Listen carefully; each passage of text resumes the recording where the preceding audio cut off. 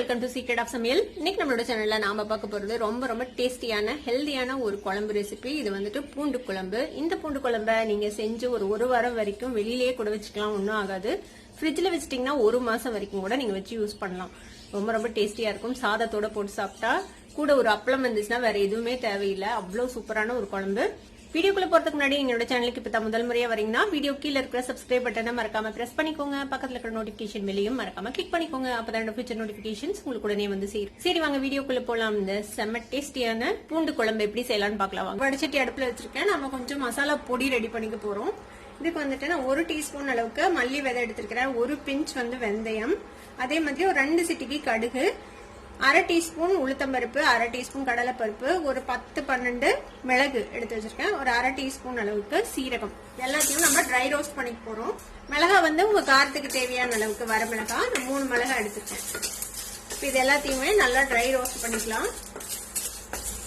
பாருங்க நல்லா வறுபட்டுருச்சு. கடுகு வெடிக்குது, அந்த வெந்தயமும் வெடிக்குது. அடுப்பு ஆஃப் பண்ணிடலாம். இப்ப இதை மிக்ஸி ஜாருக்கு மாத்தி இதை நம்ம பவுடர் பண்ணிக்க போறோம். இப்ப நம்ம வறுத்தெடுத்தது இந்த மாதிரி ஒரு நைஸான பவுடர் பண்ணி வச்சுக்கோங்க. இந்த பவுடரை நீங்க நிறைய செஞ்சு கூட ரெடி பண்ணி வச்சுக்கலாம். இந்த மாதிரி குழம்பு செய்யும் போது டக்குன்னு எடுத்து 1 ஸ்பூன் போட்டு ரெடி பண்ணிடலாம் ஈஸியா. இப்ப பூண்டு குழம்புக்கு ஒரு 10 சின்ன வெங்காயத்தை ரெண்டா நறுக்கி வச்சிருக்கேன். ஒரே ஒரு தக்காளி அதையும் இந்த மாதிரி சாப் பண்ணி வச்சுக்கோங்க. கொஞ்சமா கருவேப்பிலை, ஒரே ஒரு பச்சை மிளகாய் கீறி வச்சிருக்கேன்.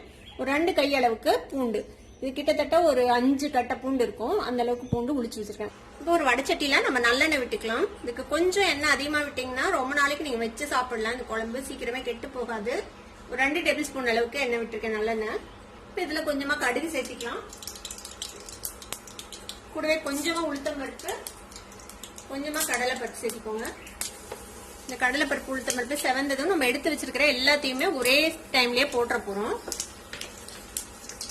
கடுகு வெடிச்சிருச்சு, பருப்பு எல்லாமும் செவந்துருச்சு. இப்ப நம்ம எடுத்து வச்சிருக்கிற வெங்காயம், பூண்டு, தக்காளி, கருவேப்பிலை, பச்சை மிளகாய் எல்லாத்தையும் சேர்த்தியாச்சு. இதை கொஞ்ச நேரம் மீடியம் ஃபிளேம்ல வச்சு இதை நல்லா வதக்கிக்க போறோம். இந்த வெங்காயம், பூண்டு, தக்காளி எல்லாம் நல்லா வதங்கணும். இந்த தக்காளி கொஞ்சம் மேஷ் ஆகணும், அது வரைக்கும் நல்லா வதக்கிக்கும். தக்காளி நல்லா மசிஞ்சு வதங்கிடுச்சு. இந்த வெங்காயம், பூண்டு ரெண்டுமே ஓரளவுக்கு வதங்கிடுச்சு. இதுல ஒரு 1/4 டீஸ்பூன் மஞ்சள் தூள் சேர்த்திக்கோங்க. ஒரு பெரிய நெல்லிக்காய் அளவுக்கு புளி கரைச்சி வச்சிருக்கிறேன். கொஞ்சம் புளி தண்ணி அதுல விட்டுடலாம்.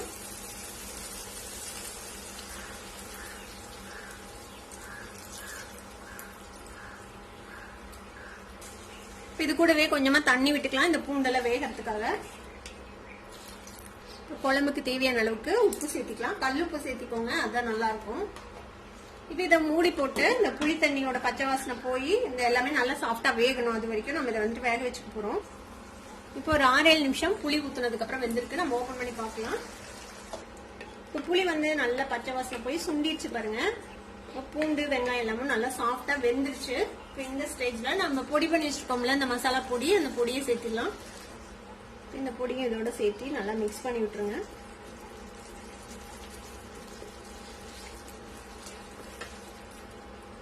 பொடியில பருப்பெல்லாம் போட்டிருக்கிறோம், அதனால உடனே திக் ஆயிடும். இது இப்ப லோ ஃபிளேம்ல வச்சு இதை ஒரு 1 நிமிஷம் இல்லைன்னா 2 நிமிஷம் இதை நம்ம வேக வச்சுக்க போறோம்.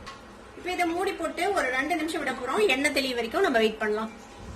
ஒரு 2 நிமிஷம் வச்சு நம்ம இந்த மசாலா பொடி போட்டு ஓபன் பண்ணி பார்க்கலாம். பாத்தீங்கன்னா தெரியும் பாருங்க எவ்வளவு அழகா எண்ணெய் தெளிஞ்சு சூப்பரா நம்மளோட பூண்டு குழம்பு ரெடி ஆயிடுச்சு. இந்த மாதிரி ஒரு கன்சிஸ்டன்சில நான் ஆஃப் பண்ணிட போறேன். நீங்க கன்சிஸ்டன்சி மட்டும் உங்களுக்கு தேவையான மாதிரி நீங்க வச்சுக்கலாம். கொஞ்சம் தண்ணியா வேணாலும் நீங்க இதை செஞ்சுக்கலாம். அவ்வளவுதான், நம்ம அடுப்பு ஆஃப் பண்ணிடலாம். அருமையான சுவையில ஒரு சூப்பரான பூண்டு குழம்பு ரெடி ஆயிடுச்சு. சுட சுட சாதத்தோட போட்டு சாப்பிட்டீங்கன்னா சூப்பரா இருக்கும். கண்டிப்பா ட்ரை பண்ணி பாருங்க. ட்ரை பண்ணி பார்த்துட்டு எப்படி இருந்தது அப்படின்னு எனக்கு கமெண்ட்ஸ்ல ஃபீட்பேக் கொடுங்க. இந்த வீடியோ உங்களுக்கு பிடிச்சிருந்தா சப்ஸ்கிரைப் பண்ணுங்க. பக்கத்துல இருக்க பெல் ஐகானை கிளிக் பண்ணுங்க. அப்பதான் ஃபியூச்சர் நோட்டிபிகேஷன்ஸ் உங்களுக்கு உடனே சேரும். லைக் பண்ணுங்க, ஷேர் பண்ணுங்க. தேங்க்யூ ஃபார் வாட்சிங் this video viewers. Bye by.